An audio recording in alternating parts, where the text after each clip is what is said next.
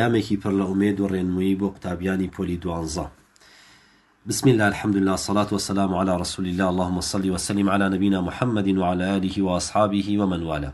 خۆشەویستانی من، خوشک برانی بەڕێز و خۆشەویستم لە قۆناغی شەشی ئامادەی کە ناساوە پۆلی 12. لەم کاتە گرنگ و پڕهەوڵ و ماندووبوونەی ژیان تا کە ڕەنگە هەندێک جار هەست بە دڵڕاوکی و قورسی ئەرکەکان بکەن، حەزەکەم ئینشاءالله لە خزمەتتانە چەند ڕاستیەک و ئامۆژگاریی کورتتان پێشکەش بکەم کە هەم ورەتان بەرزەکاتەوە ئینشاءالله و هەم ڕێگەی سەرکەوتنتان بۆ ڕووناگەکاتەوە پشتیوان بەخوای گەورە.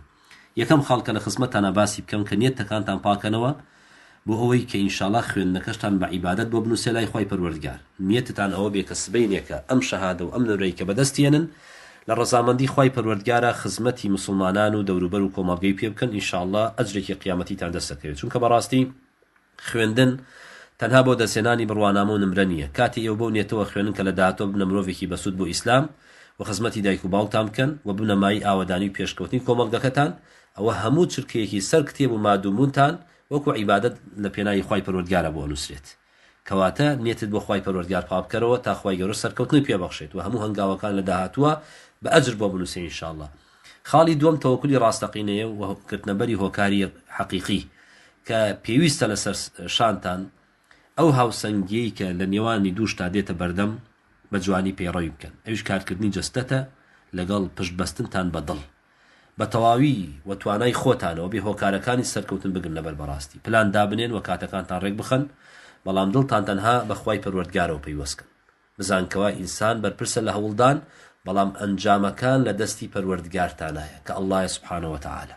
کەواتە تەوەکل ئەدگێنێ بۆ ئامانجە بەهێزەی کە ئەتوانی سبەینێکە سەرکەوتنێکی بەقوتت بەدەستبێنی لە خوێندنەکە تا، چونکە ئەگەر ئینسان تەوەکلی بەخوای گەورەی قایم نەبێت چەند زیرەک بێت و چەند لێ هاتوو بێ لە کۆتای شکستێنێ.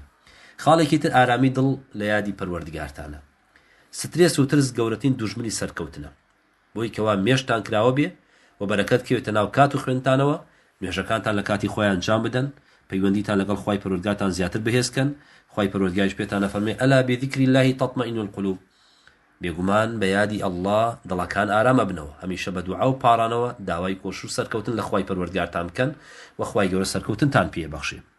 و بشزانە لە دوای نوێژی بەیانی بە تایبەتی کە ئینسان ئیسراحەتێکی بێ و شەو زوو خەوت بێ، توانای سعیکردنی باشتر ئەبێ ئینشاءالله، ولەو کاتەش بپاڕۆی لەخوا کە یارمەتیت بدە. کاتەکەشت ئەمانەتە دوورکەوتنەوە لەسەر قاڵکەرەکان. ئەم چەند ساتەی کە لە بەردەمتایە، چەند ڕۆژە چەند مانگی ڕابردوو کە هەوڵت دا لە بەردەستایە، کاتێکی زێڕینە.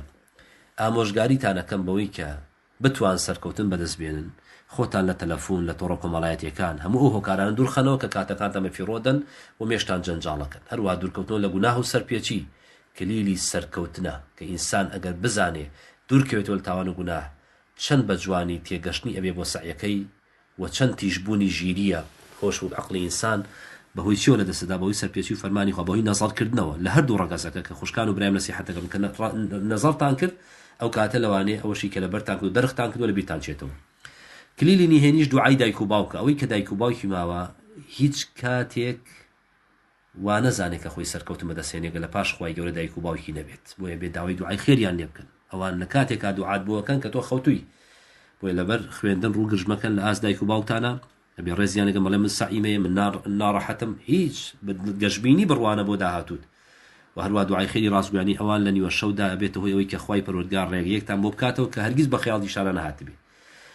کۆتایی و پەیامی ئومێدم بۆ ئێوەیە کە ئازیزانی من، پۆلی 12 تەنها وێزگەیەکی تاقیکردنەوە لە وێزگەکانی ژیان، کۆتایی جیهان نییە.